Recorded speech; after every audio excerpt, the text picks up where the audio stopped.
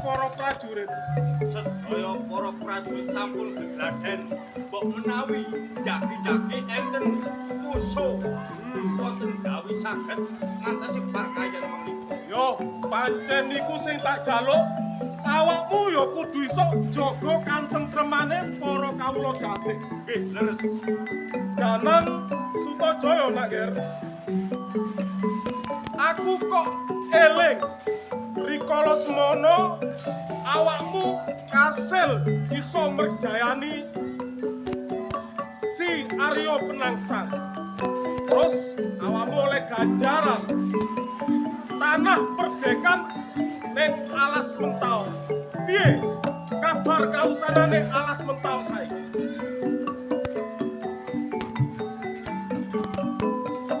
Yen kula kepareng matur Kanjeng Rama. Sakmenika sampun leres. Yen Danu Sutawijaya sampun kasil ngelengseraken ngasoraken Arya Penangsang. Penangsang. Bener. Danu Sutawijaya diganjar Alas Mentau ning kula kepireng Alas Mentau sakmenika wonten sing wantun babat. Alas Mentau ana sing wani babat. Napa niku leres panjenengan sing engken? Lho, sik lagi. Nek sampe ana wong sing babat Alas Mentau, iku aku gak tau menehi palilah atau menehi izin karo wong iku. Yen kepareng pangestu panjenengan Kanjeng Rama, kula bakal nelisik sinten sing wantun babat Alas Mentau. Yo ngger, lek ngono aja kesuwen. Dina iki awakmu budhal menyang Alas Mentau. Nyun pangestu Kanjeng Rama. Yo, tak panestoni. Menggong Panjawi. Ayo tokno aku melu dana situ Jaya neng Alas Mentau. Kira-kira sapa sing wani babat Alas Mentau iki? Ayo.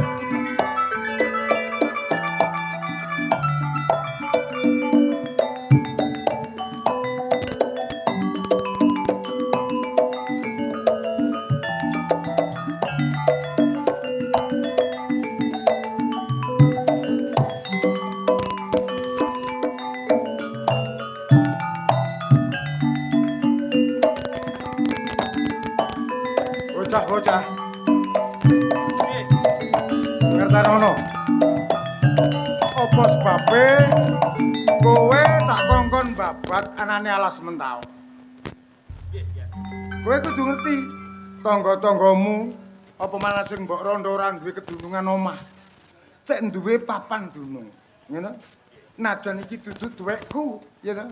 Duweke Danang Sutawijaya. Ning aku wani ngadepi. Mula yen kowe mbabat mengko yen ana sing ngendikake ngomong terus terang Lurah Wanabaya Ki Ageng manggil. Nggih. Tak tinggal ya. Iya. Eling lho ya. Ayo dibabati alas iki Sampai resik dadi papan panggonan. Ngono lho yang dikarepno Ki Ageng manggil, Bang. Butuno ya dikekno. Ngono ah. Iya, ayo. Awakmu sisih kono aku sisih kene ya. Awakmu sisih kono lho.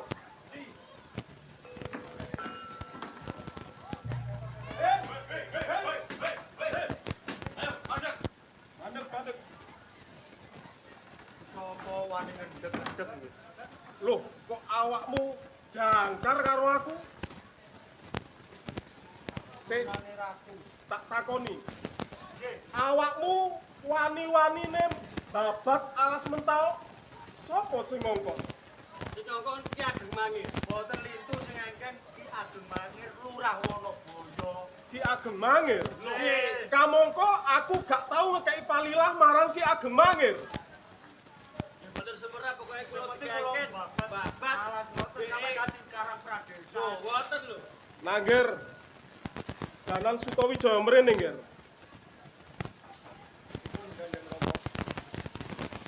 Iki wis kebukten lek pancen ana pawongan-pawongan sing wani nglanggar apa sing dadi palilae Rama.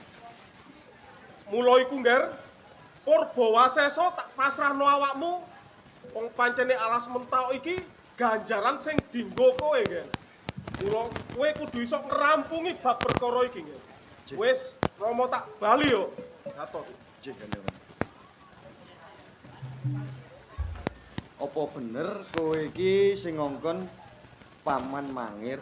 Nggih, leres. Boten kelentung. Iya. Apa kowe iso nyelukake pawongan Ki Ageng Mangir ana ing papan panggonan kene? Saged. Jenengan tunggu mriki kula teluki. Bisa. Tenan kene ya.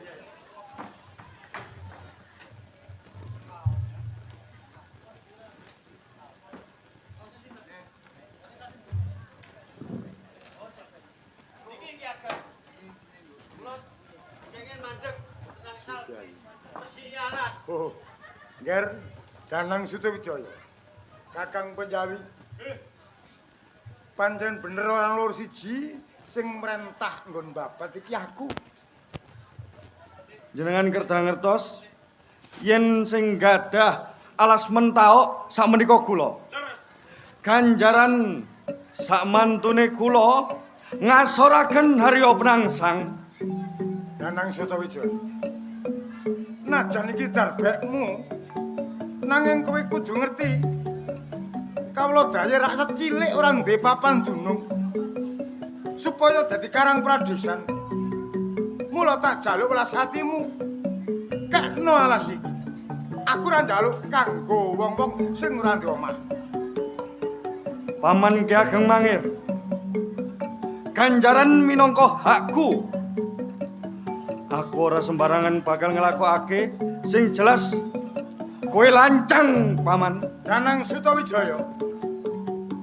Anggonku adus kringet ing palagan peperangan Jipang Panolang mbalelone Harya Penangsang. Cetha yen matine saka tumbakmu ning dudu awakmu gara-gara jaranmu wedok. Jarane Harya Penangsang lanang. Dadi kowe diasilno marang jaran. Kowe. Boten. Lan-lanan kula sing mateni Harya Penangsang. Tumekaning patine Harya Penangsang saka tangan kula. Aku ngerti. Ning kabeh mau kowe tak dung sarana becik. Mbok wolongake apa ora? Ora bisa. Atik suwe nantang perkara karo Ki Ageng Mangir kowe. Apamu sing tak wedeni. Ayo, nok papan kene ditokake. Ayo, masuk. Kula mawon.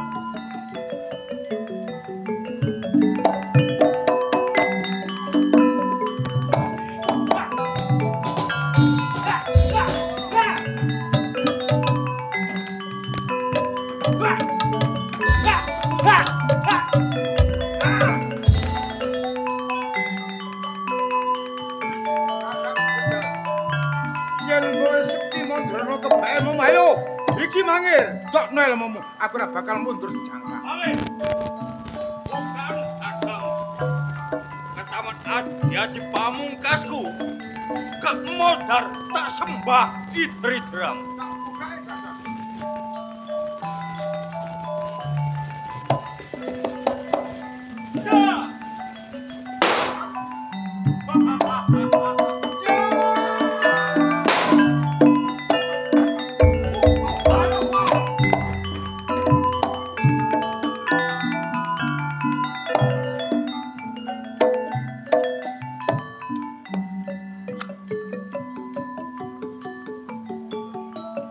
Angger Danang Sutawijaya. Tak delok saka kadoan kowe kok perang adu kawijayan. Apa bener iku mau Mangir? Paman Mangir tetep ngeroyok napa sing dados ganjaran kula ning kula mboten nrimaken. Mangir pancen biyen kanca sak perjuangane karo Rama. Mula aku jaluk alas mentau iki kudu tetep kowe sing duwe hak. Mula nek ana besok alas mentau sampe kok babat kok dadekno karang pradesan. Ana rejane jaman kena diarani Kota Mataram. Ayo lho.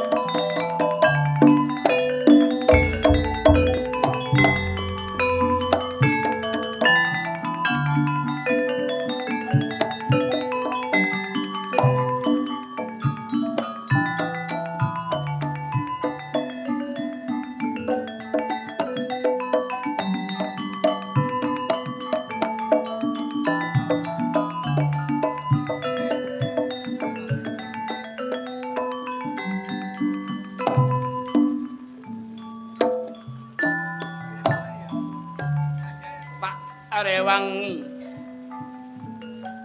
laku tojak paningal ki gegaya aku kurang siji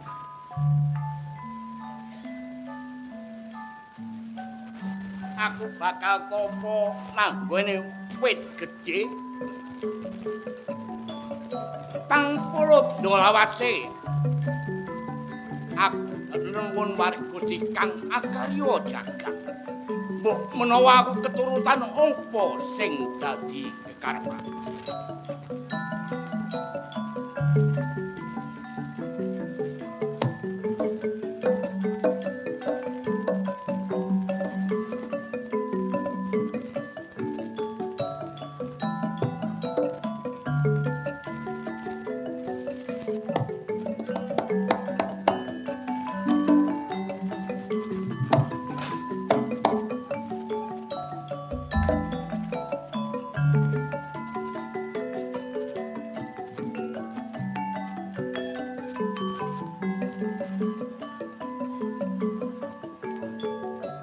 Kakang Ki Ageng Segu.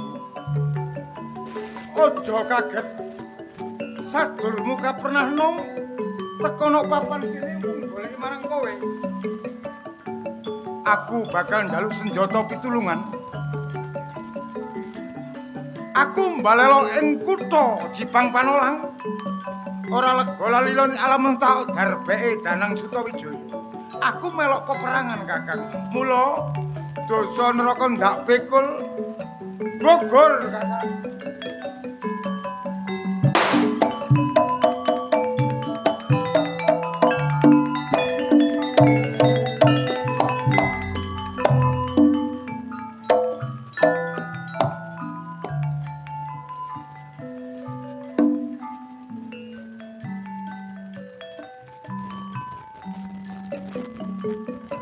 Jageng Mahir, Yo, Kakang. kowe kok sugih kendel kowe wani gugurani. Gugurno marang sedulurmu tuwa Ki Ageng Segu. Kakang, aku njaluk sepura karo kowe. Mentas wae aku Brontoyuda. Aduta sing balung jepretet kuling marang si Danang Sutawijaya uga pemanahan. Mung bethik aku njaluk alas mentau saithik kanggo wong-wong kawula sing gak duwe papan gunung, sing gak duwe omah. Aku ndira 11. Ning ora dikeki, malah aku bakal dipercaya. Mula tekaku rene aku njaluk tulung marang kowe, aku njaluk senjata kandel karo kowe kanggo mbrantas ananing tumindake pemanan kelawan anake. Njaluk tulung balik Kakang. Kakang. Nek dulur enom iki ana larane, dulur tuwa kudu melok ngrasakno lara. Matur nuwun, Kang. Awakmu mbabat alas mentau iki kanggo karang pradesan utawa Supaya kanggo wong-wong sing gurung duwe duwe omah. papan lan panggonan. Ini ya nangis. Mung geloku. Kene ngopo awakmu kok nganti tega? Awakmu mbak dene pun Kakang ngene topo njaluk karepen Gusti Akarya Jagat supaya pun Kakang dadi Kakang Ki Ageng Segu. Kabeh mau tak niatan kajati mbok menawa kowe ngluputake karo aku njojo kesel aku. Ning kabeh mau kebutuhan. ya wis tak sepuro. Ngene ya aku. Mung Kakang iki kok angen-angen ora penak. Umpamane awakmu iki ora tak tulungi iki kepiye? Awakmu sedulurku. Ya gengane yen awakmu temen-temen awakmu mbela utawa ngesake wong ing Karang Pradesan pun Kakang melok nyengkuyung. Matur nuwun Kakang, dene Kakang dirasa welas marang sadulur Ki Ageng Mangir. Tas padudon karo sapa, Dik? Siji pemanahan, loro penjawi, telu atmajane pemanahan. Yo Danang Sutawijaya sing nggugurake Harya Penangsang. Danang Sutawijaya. Ki. Tampanono Tak tampanane Kakang. pusakane pun Kakang Ki Ageng Sepuh. Kakang, Iya. aku melok takon pusaka iki apa jenenge, khasiate apa? Wawalere apa, Kakang? Ki Ageng Mangir Iya. iku kang aran Kiai Sengkelat. Kiai Sengkelat. Ning ki akeh anggarane, Akeh rintangane, akeh bebaya nek ora bener. Ning awakmu kudu sing ati-ati. Nggawa pusaka Kiai Sengkelat. Aja nganti benggang serambut paribasan marang jiwa raga. Pisan. Pindho, apa Kakang? aja nganti Kiai Sengkelat ki dibangku karo bocah wadon. Iki ora kena dibangku karo wong wedok. Yen dibangku bocah wadon, nemoni bebaya kang luwih gedhe pisan nang bocah wadon, ping pindho nanggone ragamu. Kakang Ki Ageng Segu, mbok menawa iki ora kena dibangku dene wong wedok ya tansah ndak eling-eling. Merga iki minangka sikepe Ki Ageng Mangir. Iya. Kakang, kumpung gurung soroting Sang Bagaskara Sawetan nyorot kulon. Pun Kakang ora nundung marang kowe, Dik. Budal kok tak idene kaya banyu mili. Aja nganti ana rupida apa-apa ya ngene. Ki Ageng Mangir njaluk pamit, Kakang. Iya ya.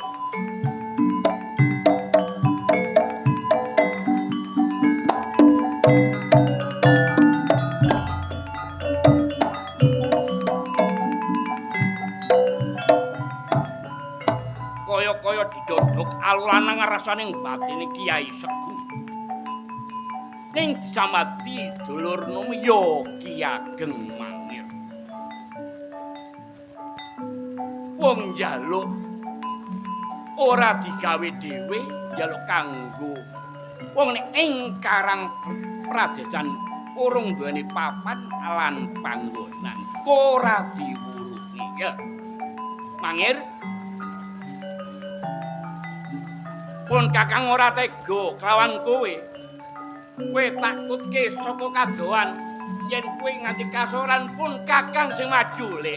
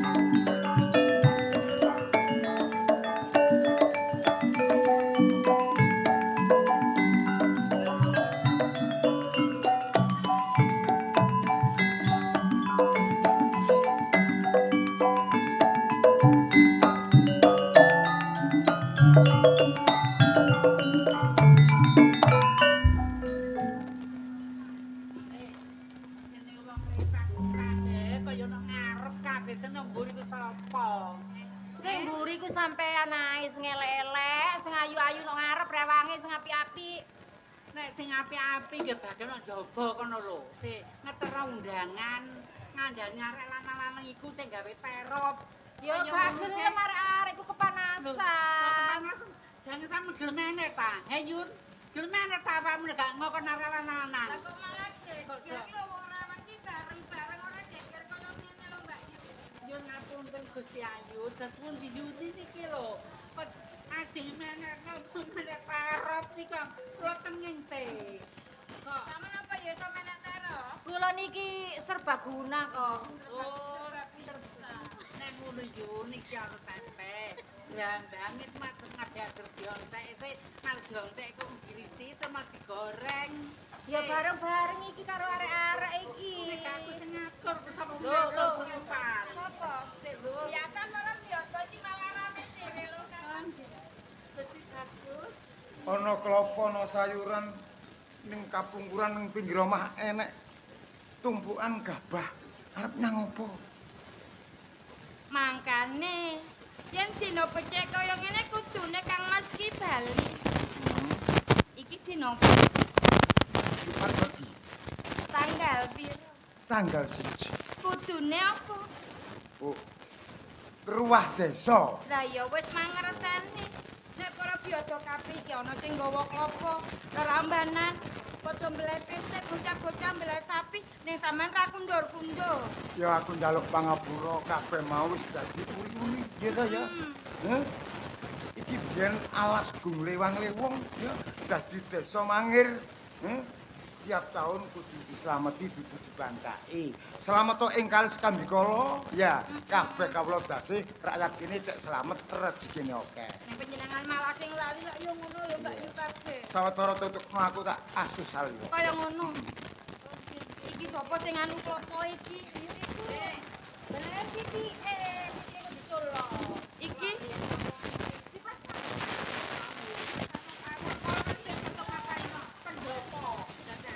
Mbak Yu iku glatine sapa? Lah sampean nggo glati dhewe. Kowe nduk.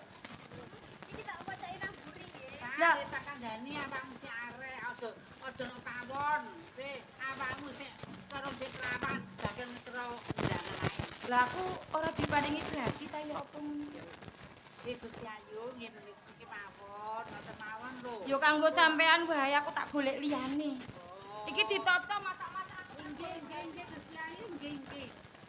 Alhamdulillah, selamat terus sing dosa kaya sadar. Tinggoni kaya ngene, tinggal wong sadar duit.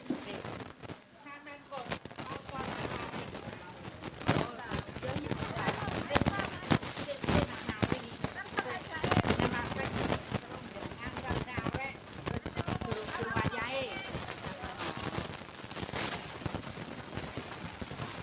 Alhamdulillah, terus Gusti Bagus yo wis kundur pisan.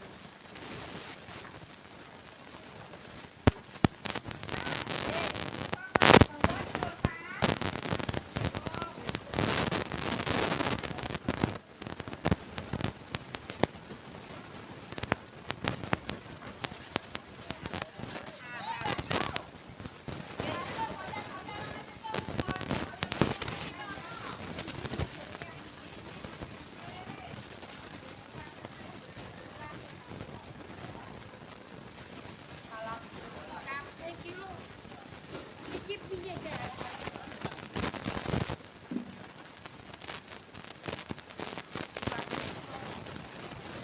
Niki aku cuman apa? Kenyatane. Nemu iki ning slempitane gedhek.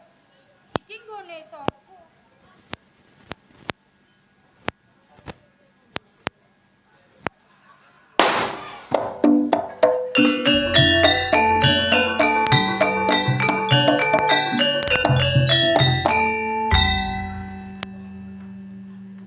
Mbak Yu ini suara apa toh?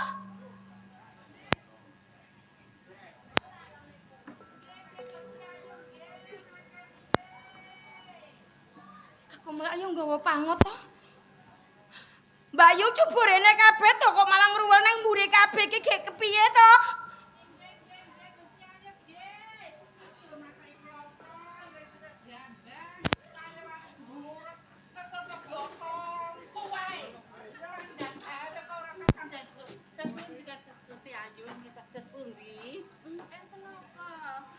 Kang Mas Mangir mau neng ndi?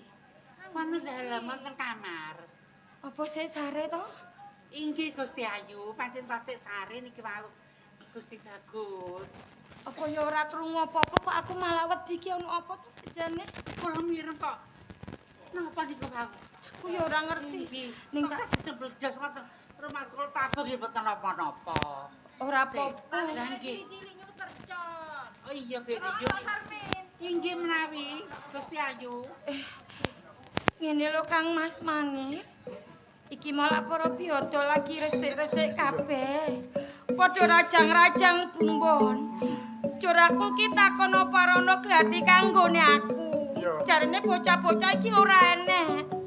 Aku mlebu ana ing pawon cedhek kamare panjenengan iku. Ana pangot nek nggone gethek tak pundhut. Jur tapangku pangote ilang. Aduh.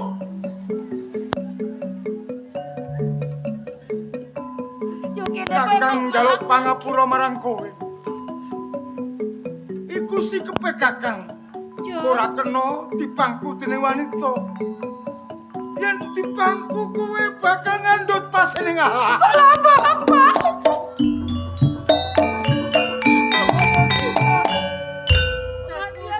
Bubon iki piye to Kang Mas? Kula dereng nate ima-ima lho Kang Mas. Roro Kijang. Kowe sik kenya. Kowe sik prawan. Ora ning duwe bojo kok ya ngandhut.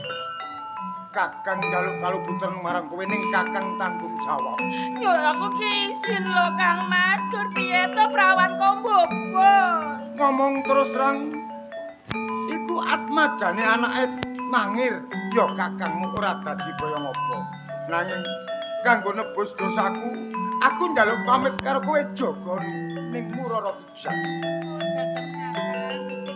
Aku bakal mertopo. Ya. Mbok menapa nang jabang bayi wis diwasa. Takon wong tuane. Eling, Dik. Tinggalane simbok marang simbah. Oh, Klinthing kencana ing ndukur paga gawake marang anakmu.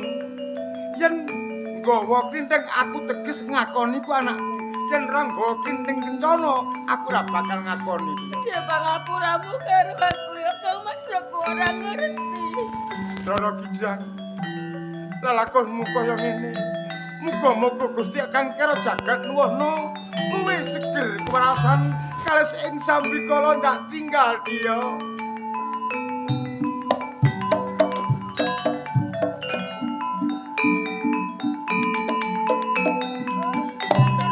Gusti Ayu. Aku tunggu laro banget iki kena ngopo to Mbak Ayu. Tas pundi tas Kuwi ate babar.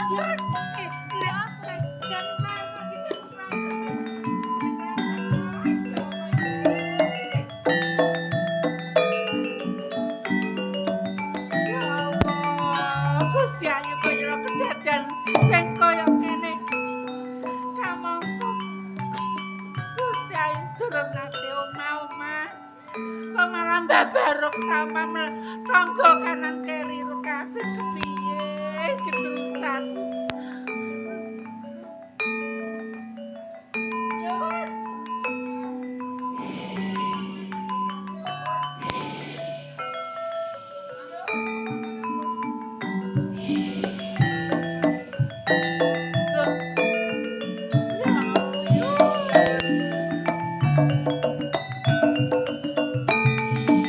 Kepiye Yun? Gusti Ayu kepiye? Sawise nglarno kepiye lah kono dawane kaya ngono kepiye?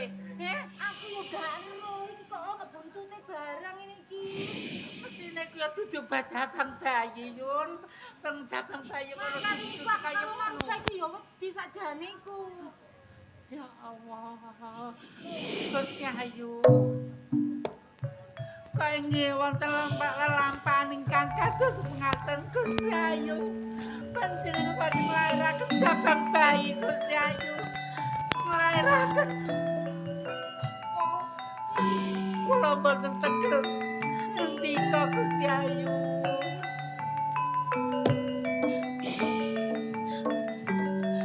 Kamu jenenge kaya ngene to Mbak Ayu.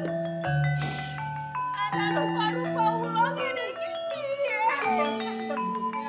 Sabar karo apa to? Kula ngerti perasaan panjenengan Gusti Ayu. Panjenengan iki tasih kenya sanika mboten nglairaken jabang bayi. Pasti nglairaken kula ngeten Gusti Ayu.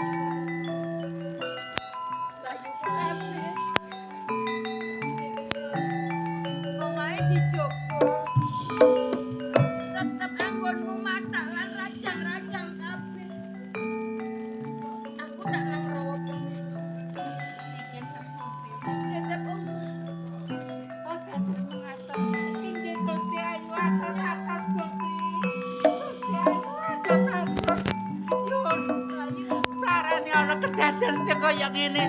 Samu bareng ayo diatasi no tamen kabeh. Ayo diatas bisa.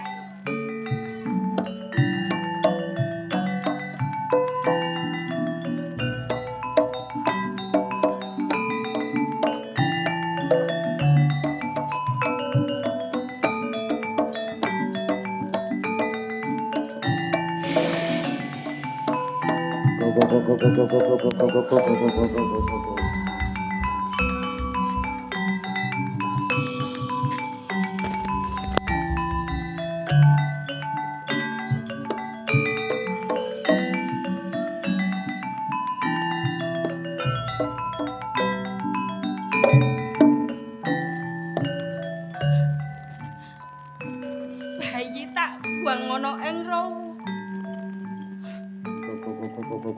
Kanjeng Kok malah kaya Ibu. ngono dadene. Kanjeng Ibu.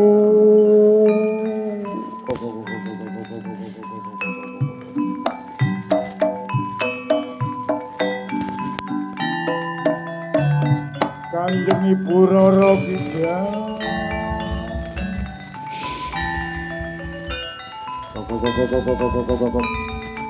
Aku putramu, Kanjeng Ibu.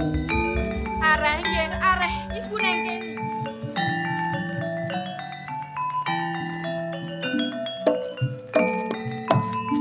Kowe wis gedhe nggih. Iya, Kanjeng Ibu. Sejolan karepmu golek ibu ana wigati ngopo? Kanjeng Ibu. Kowe wong tuaku ajeng. Mula aku takon sapa sejatine sing ukir jiwaragaku wong tuaku lanang Kanjeng Ibu. Wong kang ukir jiwa ragamu. Ki Ageng Mangir Wonoboyo. Nek sawise kowe ngerti sapa wong kang ukir jiwa ragamu, ora usah goleki yo nggih. Oh, Kanjeng Ibu. Aku sawijining anak kudu bisa ndodono dharma bekti tumrap wong tuwa. Bebasan Soro dikaya ngopo aku kepengin medhiki wong tuaku Ki Ageng Mangir Kanjeng Ibu. Eling wekasane njeng ramamu sing lagi mertapa ana ing Gunung Merbabu kono. Yen putrane lair, yen takon sapa wong tuane kang sejati. Kanjeng Ibu. Tak kanteni klinteng kencana ya nggih. Golek ana wong tuamu lan kandha yen awamu anake Roro Kijang. Yen aku ora bawa klinting iki ora diakoni Kanjeng Ibu. Ora bakal diakoni kuwi anake ibu sing bagus banget. Enggal budal nggih. Kanjeng Ibu Roro Kijang. Yo. Kok yono lelagon sing kaya ngene Kanjeng Ibu. Ora dadi boyo pangopo. Yen saiki kowe sangsara sok kowe bakal mulya anggih. Kanjeng Ibu pangestumu sing tak caluk. Muga-muga bisa sapejagong marang wong tuaku aku diakoni anak kang sejati. Muga-muga wae bocah bagus enggal budal.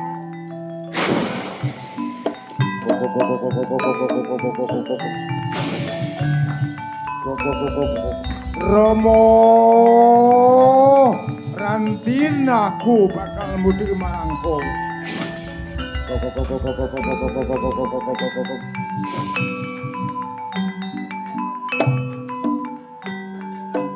Senajan to kowe larir tanpa sengaja nggih.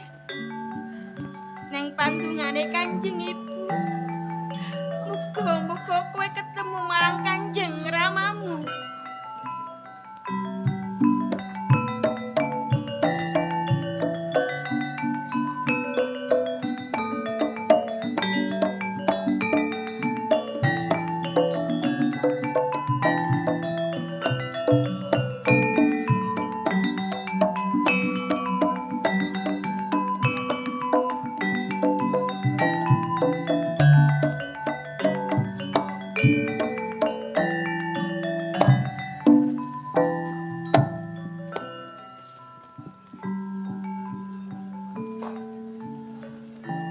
Jagat Dewa Wasisaning Bathara Sun pundi ndadekno teguh kayonan.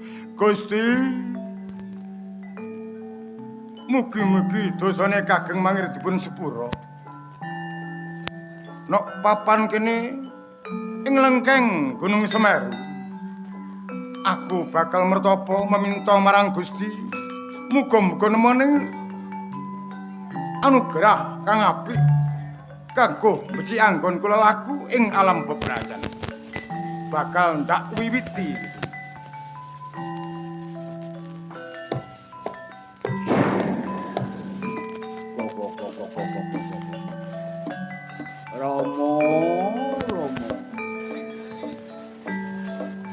Rama Ki Ageng Mangir aku anakmu mo. Di papan lan pedununganmu raja.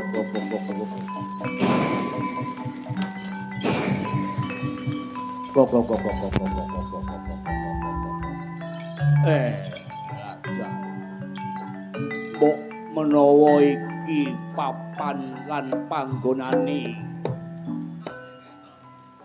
Ki Ageng Mangir ya wong tuaku sing sejati.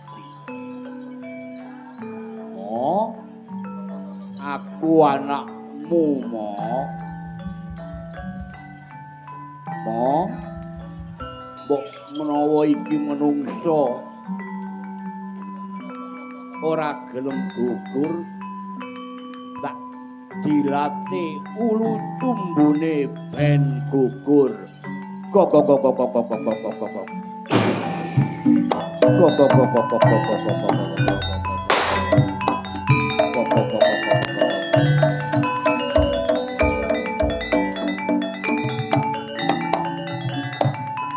Ojo kakek menungso. Kowe sawijining sato kang gegilani. Aujud naga sakmu gedene wani nggugurna Ki Ageng Mangir. Sapa kowe ha? Aku naga baru klenting wong. Wani nggugurna aku apa perkarane? Aku ndoleki wong tuaku lanang. Wong tuamu jenenge Ki Ageng Mangir, iya? Ya Ki Ageng Mangir. Patutan saka sapa, ha? Teka Rara Kijang. Wah, kowe digawani apa, ha? Aku digawani klinting kencana. Oh, anakku, aku Kowe sapa, Mo? Kowe Ki Ageng Mangir. Aduh, Mo. Karaya-raya lek kundoleki tak rewangi munggah gunung mudhun jurang mo. Aku kepingin kepethuk bareng rika mo. Nanging aku gurung bisa ngakoni anak kang sejati. Akeh pakaryan sing bakal mbok ayahi. Gelem apa ora? Mo, saking kepinginku aku mbok akoni anakmu. Bebaya kang luwih gedhe apa ae tak lakonane mo. Sadurunge kowe budal diseseni geter kelawan pater bumi mewah angkasa. Ujud punaga nganggo klinting kencana kowe tak weni jeneng baru klinting. Jenengku baru klinting mo. Matur nuwun mo, aku mbok kei tenger baru klinting. Rungokno ya.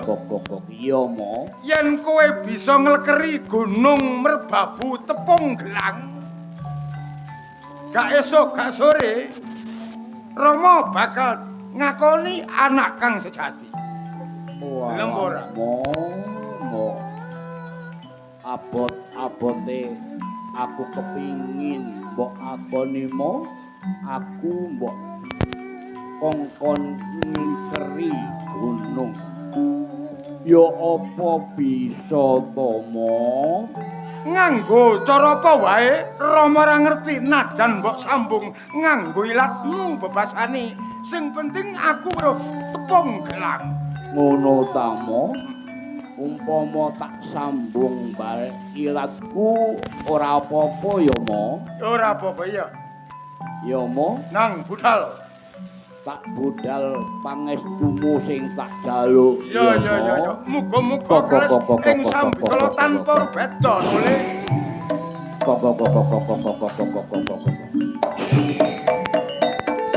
Pamit, Mo.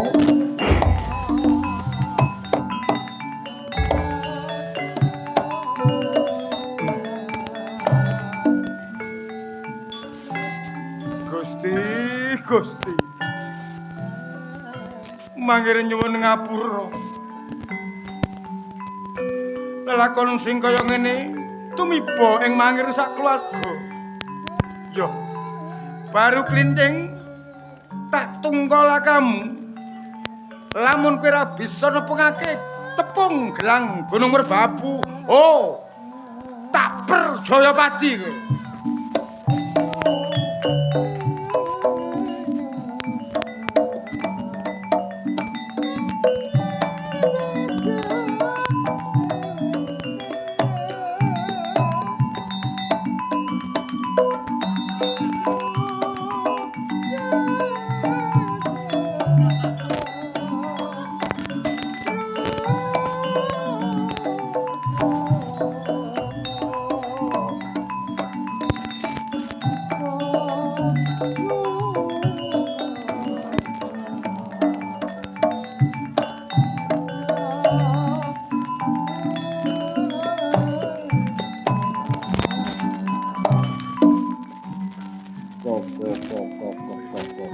Baru glendeng?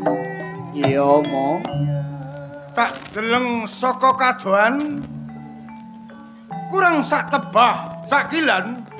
Ateges kowe bak gak bisa nglekerake ning Gunung Merbabu. Mo. Apa ora ngesakno barek nok baru klenting to, Mo? Wong kurang titik ae lho, Mo. Ora bisa. Ning netraku kudu weruh sambung nglekeri Gunung Merbabu. Mo. Heeh. Walah, Mo. Lakon apa sing tak sangga abote kaya ngene, Mo? Kepingin dadi anakmu ya mbok akoni anakmu, Mo. Lah wong kurang titik ae lho, Mo. Rama Randi Welas iku mung bagarian sing kudu mbok ayahi. Yen kowe bisa sambung, kowe bakal dadi manungsa lumrah. Umpamane gak sambung ya apa, Mo? Kowe ora bisa dadi manungsa. Walah, Mo. Kok abot temen iki, Mo, kanggone aku, Mo. Iya. Mo, Heeh. aku wis pasrah bare awakmu, Mo. Heeh. Manut bare awakmu, Mo, aku mbok pateni ya gelem, Mo. Kok sambung marang ilatmu ya? Iya, Mo, kurang titik iki, Mo. Weh, tak delengi.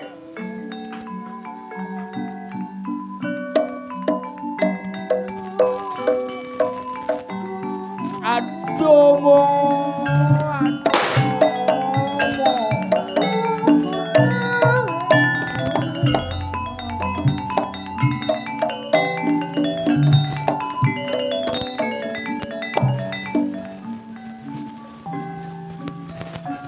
Ilate gak cekel tak sawatke besok rejan metutukul mung Sekti Mahamara yen kadunungan tumbak Kiai Pleret.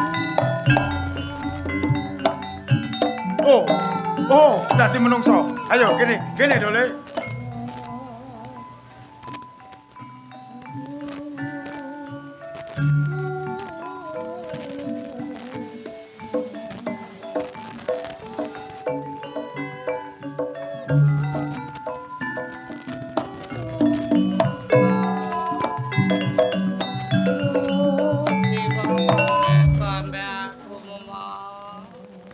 Tega piye, ha?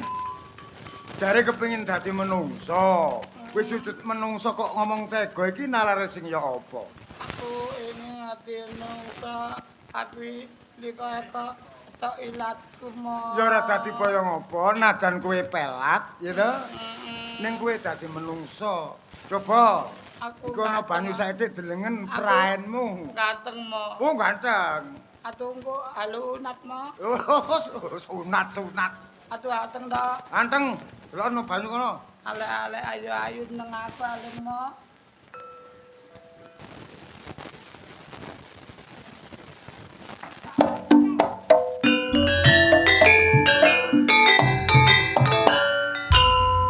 Mo, Nggih. liko ijui aku mo. Bijui sing ya apa maneh? Aku alene ateng mo. Aku ilo go unuman lupa kuelet mo. Rama njaluk sepura karo kowe. Aku mulyake marang kowe ora dadi manungsa lumrah, dadi manungsa dadi tontonan kaya ngene ala rupamu. Yo, kowe. Nanging sadurunge kowe aja nganggo jeneng baru klinting, kowe iki dadi manungsa. Terus aku gawe nang apa mo? Jagat saisine nekseni suket gegodhongan. Dina samangko kowe ne tak koweni peparap Joko baru.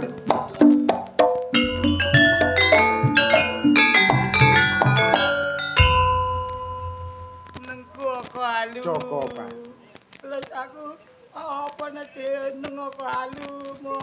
Kowe bisa dadi wong ganteng kaya Rama. Terus Ning syarate kowe kudu iso mangan daging kulitmu dhewe. iya mo. Mangan daging kulitmu dhewe. Lo la mo. Loh, tegese ora ngono. Heeh. Rama menehi pituduh marang kowe. Tumuju ing alas secang Mo. iki bakal ruwah desa. Gitu. Uri-urine desa secang yen ruwah desa ora ketang saithik kudu dicampuri iwak saka alas, ateges kewan. Lo atu balang mo. Lho. Nek wis topo aja dekene uduta naga maneh, ya. Nek naga digawa, ruwah desa kowe medaya njaluk berkat saiki. Ngono mo. Aneh tuli kota alu mo. Sadurunge kowe bakal tak wenehi pusaka.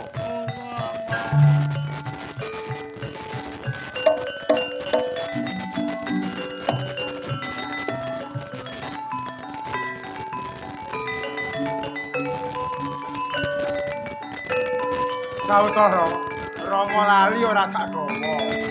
Cokoe mo. Tak semplitno nduk kotak kok mah. Ya. Ratin sawetara ya. Liko wis suwe alian mo. Oh, tak banting kapok ono. Apalah lo lepu kok olot lo. Iki apa? Lo ajane akeh. Macang-macang. Iki kena jarane ya. Pecut sapu jagat. Pecut abu akar. Temeti sada lanang. Temeti dolanan. Disebutno Gunung Jogruk Segara Asat. Bayangkan mo. Iwak matamu kuno ah. Alene kolone aja. Iki kena kanggo sedaya tulungan. Nen kowe duwe piandel ya. Aja nganti duwe rasa sifat adigang adi gunung kudu awes tetulung sak padha-padane urip. Omong liko tak titeni mo. Tampanono Joko Baru. Ayo, jumangkau tak ideni kaya banyu meli. Akeh dune. Ya.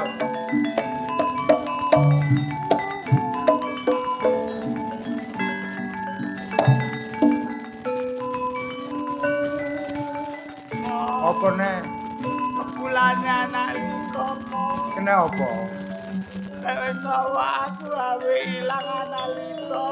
Liko ojo iji kalau wong samo. Ora. Kabeh mau cinara kodrat Gusti Kang Rajaken nuwe lelakon Joko Baru kaya ngene. Rama ora bakal wirang, Rama ora bakal isin. Aku ikhlas mo lungamu kaya ngene. Iya.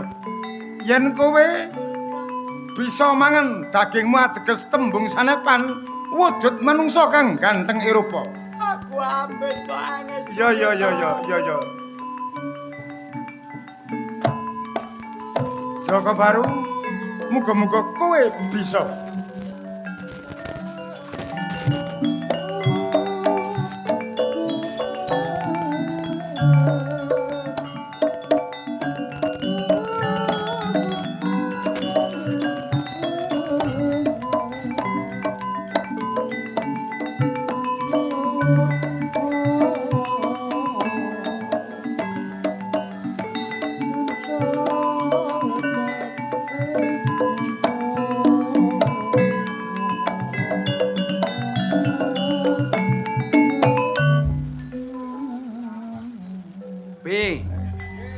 Wak Bayan mlakune kaya ngono Wak Bayan.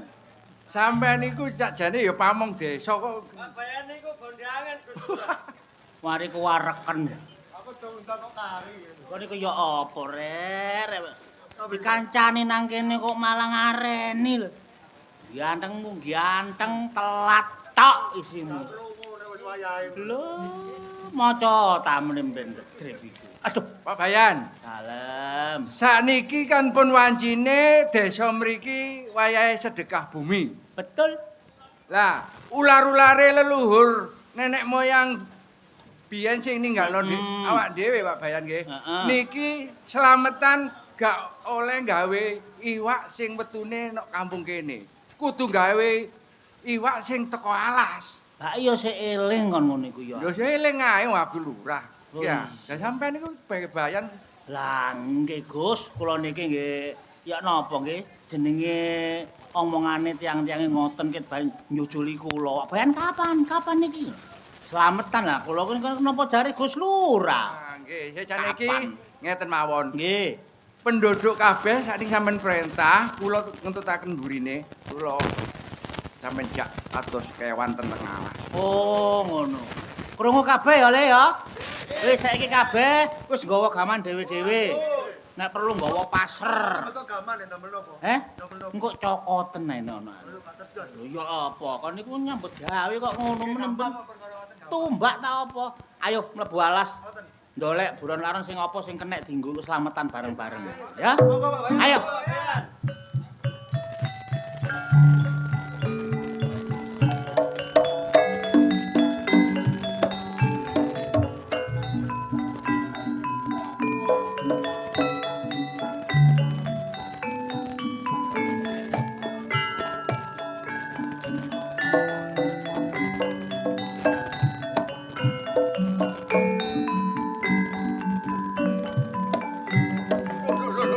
Loh. Wah. Loh. Kula asal buntute. Ya napa niki? Bayan, ini napa nih Gus Bayan? Kula asal buntute. Rek, Napa? men gak kurang gedhe akon wale ngono iku. Lho, monggo didar. Monggo didar. Mari mangan niku cangkemku dadi sumur iku kolan. Kon mangan oleh tekon ndi rek? Angsale niki ya napa? Oleh iki. Nggih. Gus. Niki ya napa, Gus? Lare-lare niki ampun pados sing rupane kewan napa mawon mboten kantuk. Lah niki kantuke ngeten. Ngeten Gus Bayan kene. Senajan to wujud napa mawon, kewan iki asale ndugi alas. Nggih. Monggo mawon dibedheti damel slametan benjing. Dadi ulame damel niki. Nggih. Lho, Pak Bayan, iki lak nyambik rene iki. Nyambik tadi. Untumu melocot ngono wae.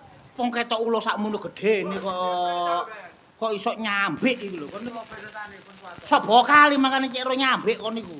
Iki ramuten. Ya apa apike? Nggih kula. Ayo.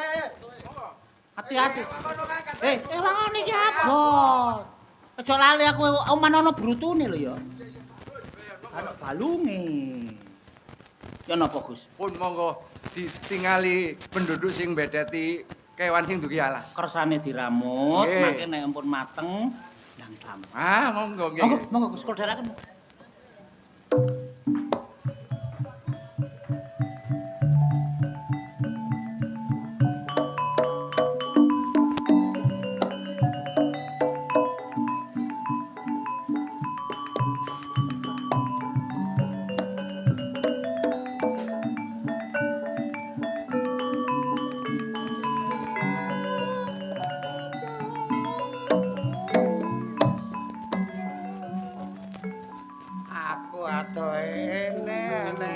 esok ejang.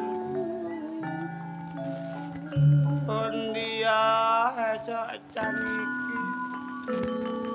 Lamu andane aku kok oleh esok ejang. Lagu dina opo tulung wedok alo esok ejang. Mo aku pegel mo.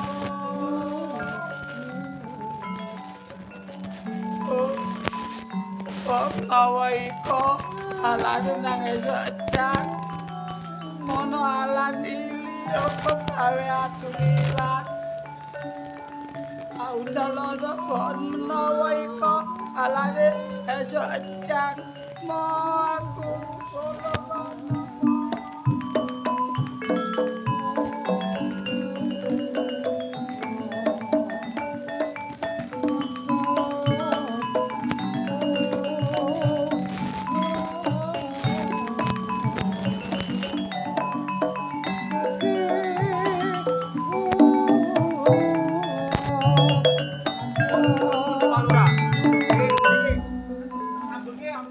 Tumpenge monggo mriki. Nah, Tumpenge kok diwadahi kursi ngeten. mriki sampeyan mriki rin. Mriki rin. Pun kesusu. Kan kene rek. Pun kesusu. Nah, mriki. Lah. Mriki. Cocok niku. Monggo mriki. Berkati. Ngeten. Niki cara sing gadah kajat niki lak kula. Ya. Carane niki tasih sore enggak. Lah penduduk Secang niki lak tiyang seniman sedaya to. Nggih. Dagelan kabeh. Nggih, niki dagelan. Lah mosok nek sedekah desa niki kalah kalih lambangan nanggap ludruk. Nggih. Niki rencana mboten nanggap ludruk nih. Nanggap napa Pak Bayan? Nanggap wong disamber. Ah ngeten mawon. Sarene niki lak lawak sedaya dagelan. Monggo ludrukan ki ambak nggih ya. Nggih, kula bukae. Tak gemplang pacul kenek pundake bareng tak sucul kleru bapake. Enak rek. Ayo kene bi. Ingkang sekeca mirengaken kidungan kula.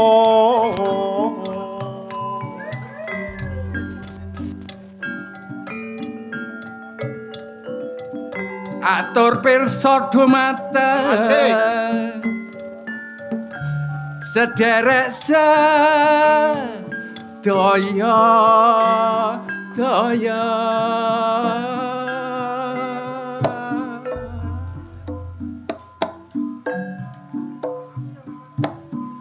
monggo mirsani kesenian kula setambul Jawi ra ingkang grupe setambul Jawi.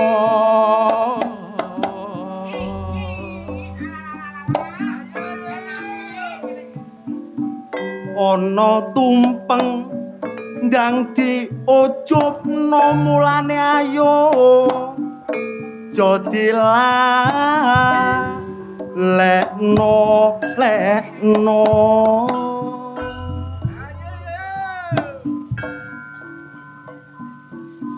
iki slametan ruah desa kalesa ing sambi kala. Monggo Gus Bayan. Niki ngeten karene Lho aku kok dimarekno rek Cak Di. pun ngeten mawon. Auman aku. Sakniki ngeten mawon Mbak Bayan. Nggih. Nggih Gus. Para seniman pun paling penghibur. Sakniki jenengan ujupaken. Ngaten nah. Nggih. Nggih. Ayo kene. Monggo sampean sekseni kabeh ya. Ya. Gak melo. Ngujubno kok iso purik sampean niku. Iku lho. Kok ngoten? Lah tiang-tiang mboten sopan Gus. Sing mboten sopan niku sampean. Lah kok kula? Lah sampean wau yen napa? Ayo kabeh rungokno kabeh ya. Ya niku sampean sing mboten sopan. Sing bener niku ngeten. Iya, napa? Nggih sampean sedaya nggih. Ngoten. Lah sampean niku wau mboten nek. Wis seksenono sedaya ya. Lah tiang-tiang niku ya jawab ya iya. Nek kula basa Kanca-kanca nggih mesti basa. Nggih. Ngoten nah. Niki sampeyan sekseni sedaya nggih? Iya. Nggih. Bayan seretan yang ini.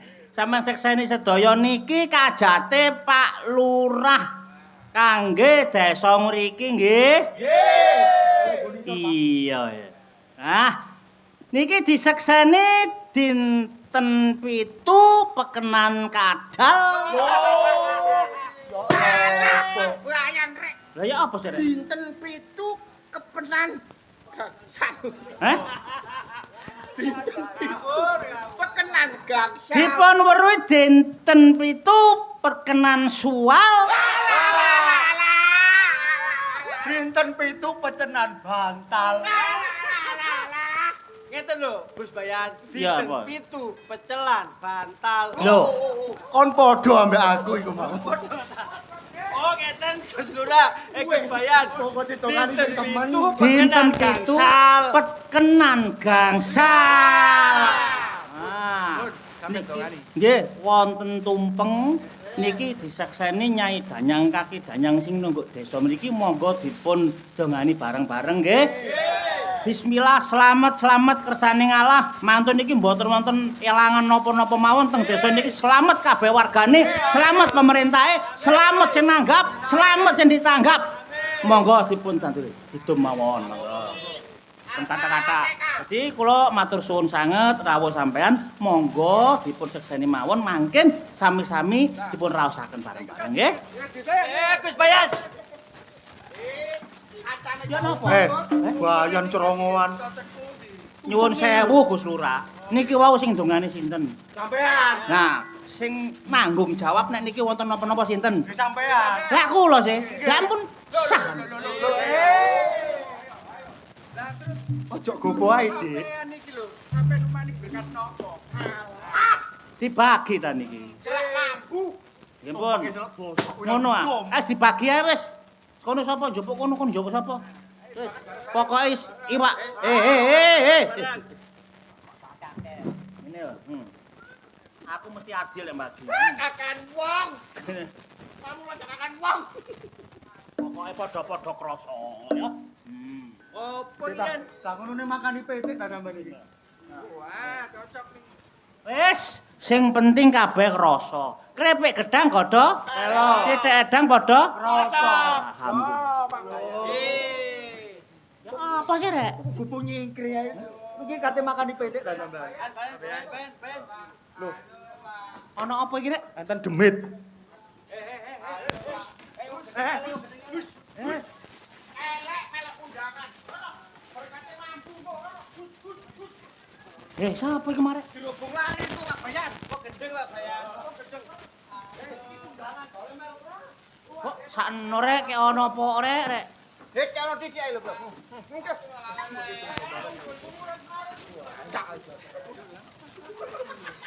Apa el kok kemerotok el? Sawat apa arek iku mau?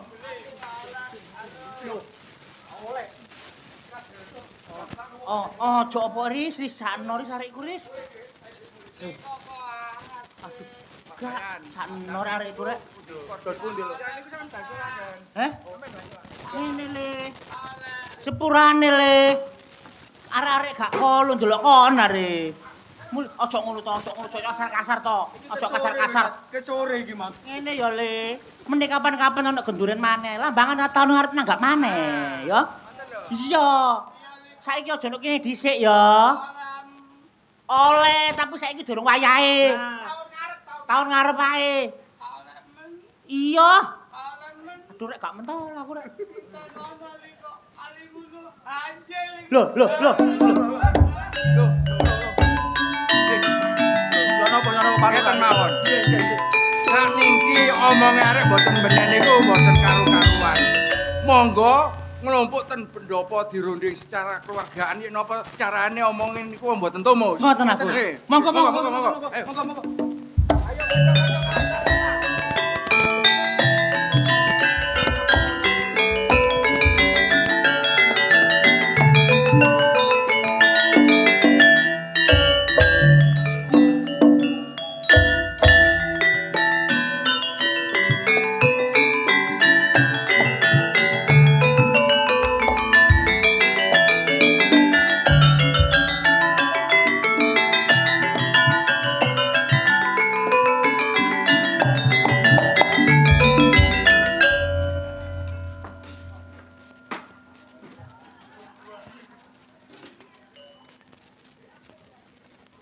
lanang kenduran gak mulih-mulih. Masih aku lah ya arep-arep berkate sih.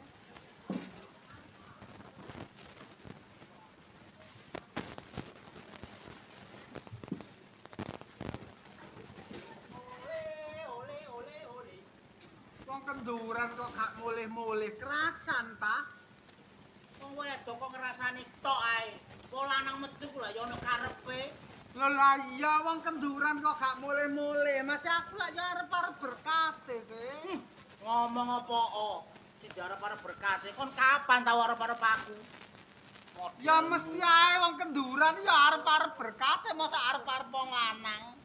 Belenger aku nyawang. Lah timbangane berkat lah sik foto aku.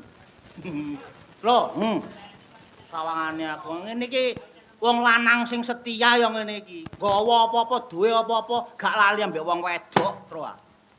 Ngerti tapi ya sing jangkep. Wong gawa urip-urip kok gak ono bumbune ketipangan karo apa?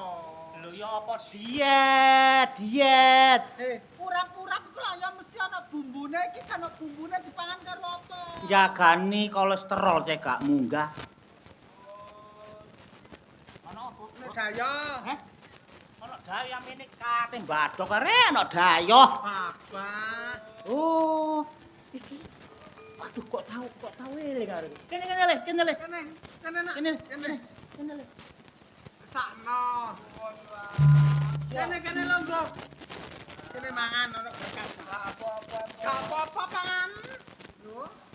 Atuh. Arek kok ambune koyo batang. Aja ngono. Masih ngono ya umate sing gawe urip.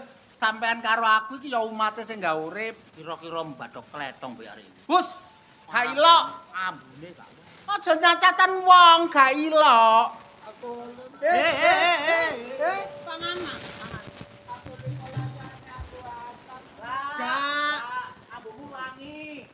Pangan nak gak ilok. Mumpung ono berkat. Kon mangan kono gak le mangan nah. Iki saiki mangan entekno. Aduh amiki. Yo. Pangan gak apa-apa. Wis aku wareg gak apa-apa nak. Mangan. Aku ya wis mangan nang kono mang. Kon lak luwe ya. Kene nek kene kon gak apa-apa mangan nduk kene. Mangano wis. Entekno. Pangan tak tunggoki gak apa-apa. Liko ikhlas, Mbak. Ikhlas. Yo, ikhlas. Atur nuwun aku tulunge. Yo. Pangan. Aku ngomongnya Sita, Indah. Ngomong aja ambek nangis, gerak mau nangis. Boleh boten nyocok wae duane diletok aku. Tembe buline bakal ditalingi motor iya kalau kecil. Amin. Yo, amin.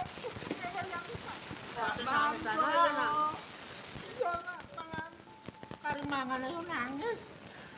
Tak idoni kok apa? Pagi boe.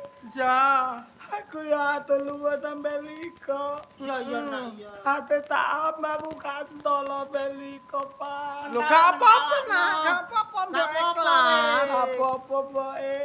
Aku wis telu. Ya. Cuma aku isen kalau liko. Kalau Pak. ya. Eling-elingen boe aja ene ate telak usibah. Besok kene Ate telak usibah. Kate kena musibah. Boe. Wah, ojo bebayani kon ngomong. medeni takon iku. Boe. Iki kok wis kekek aku mak. Ja. Aku anane omong ngene aku sakno kalau liko. Iya iya gak apa-apa. Besok ae nek ana usibah anjel, Bo. Esinku liko upak aso ambek opel etong boyo. Ya apa? Upak lau lesung. Prau lesung. Ambek opel etong. Obak entong. Numpak perahu lesung ambek tletong ya apa sih kon iki? Obak entong. Oh, entong ah. Nek liko gak kena tekan tadi tau. Oh ya aja. Iya. Ya wis, gak apa-apa nak. Men boyo. Iya matur nuwun. Aja elekno. Omongku sing ku emen, Bo. Ja. Tak gatekno ngomonganmu nek ana musibah, banjir, aku karo mbokmu iki numpak lesung karo ngobek Entong. Ngono. Jenengku iku ae, aku tak alep. Ja. Kasih kok mangan akon. Aku atol ape liko pae. Uga-uga liko uline ambake lejeke ampe ngakeh. Iya. Aku pamit, Po. Hati-hati ya, Le.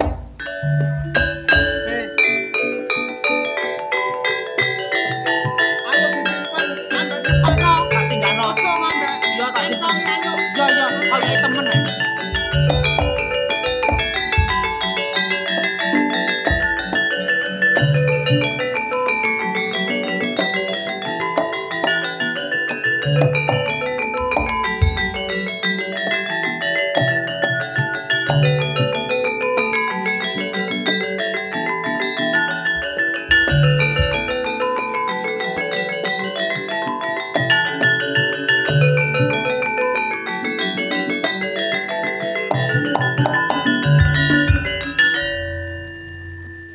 Monggo. Lah sakniki ngeten. Sarenipun dirunding secara keluargaan wonten Desa Secang mriki nggih. Lak mboten enten napa-napa. Kancene arek sing mriki niku lare napa sih? Mari gila. Lho. Balik maneh. Pak Liko, Pak.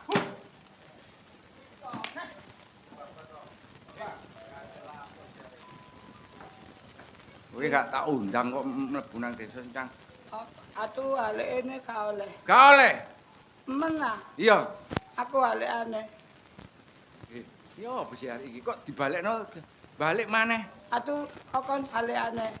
Kok kon sapa? Liko jale ka oleh nang ene. Ha iya gak oleh. Atuh hale lang. Kuwi bayan, dos pundi niki? Kengen balik kok mboten purun pancet.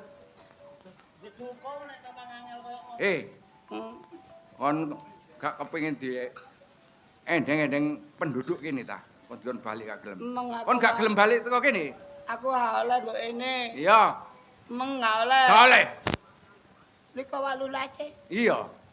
Alula. Apa? Nek anjane liko oleh atuh nduk ene. Iya. Atuh tak apa-apa, atuh tak hale. Terus Ning aku kuwe halo, halembolo. kon gelem tak balekno tapi kon duwe sayembara. Sayembaramu ya apa? Apa-apa ae sing iso ebol ambek iki. Ya. Liko jauh tak ana ebol, Bang. Ajute Jebol, maksudnya niku lho jebol sodo niki dincepak. Tapi bila anang. Oleh ucakem petor kabeh ngono. Tol iki liko sanggup, Pak. Sanggup wong satase sodo sak. Jebol iki aku nyengkle teko kene. Oh iya, wis encepno. Menah. Encepno.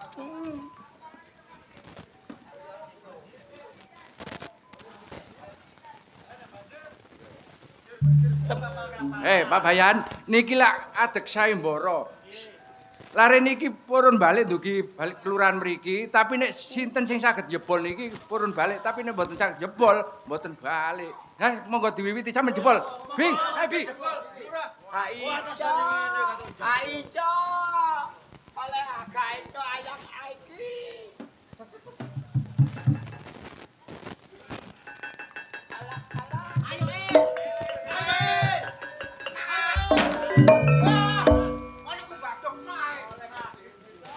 Pedemu ae. Kuwatamu kaya elek. Elek. Awat. Kaya aku.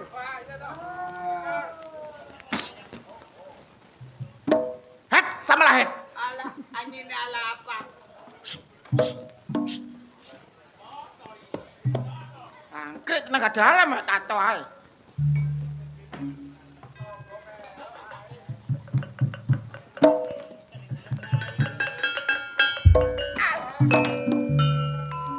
Wong ngebol iku ene lho.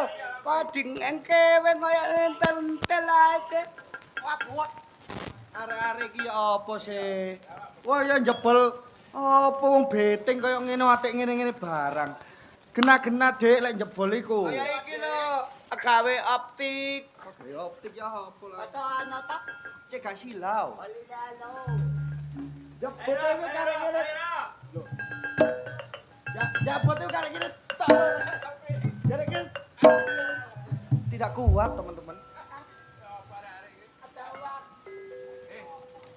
Aku percaya mbek pendudukku. Pendudukku awake kekar-kekar sing koyo ngene gak iso jebol. Untuk liko iku gobo-gobo kana duwe ilmu. Wong penduduk sing kekar-kekar gak iso njobol. Apa maneh awakmu? Lho. Atu lembol iki nek Pak Lula bol sik. Aku jebol. Aku pengin Lula iku aktif apa gak? Wah. Nek gak aktif Lula ya petuk. Alah, opo. Lurah dilokno petuk. Sodo sakmene arek-arek aja gak sing pecus. Apa mangan gethuk?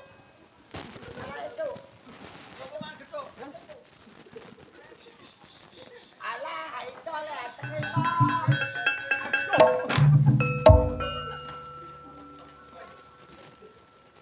Wis aku. Nduduk liko ambek 8 lapisan. Iya. Ha bol iki kan. Gak iso. Iki nek gak tak embol, uduk iki gak buyal-buyal.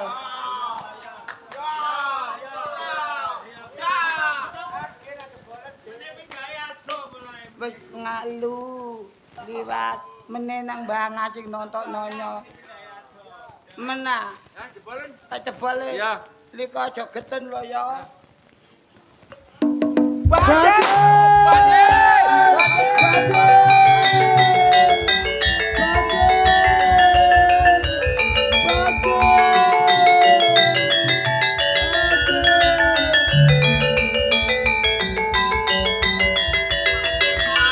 Lho banjir ta. Aku kate melayu kok gak mbok olehi.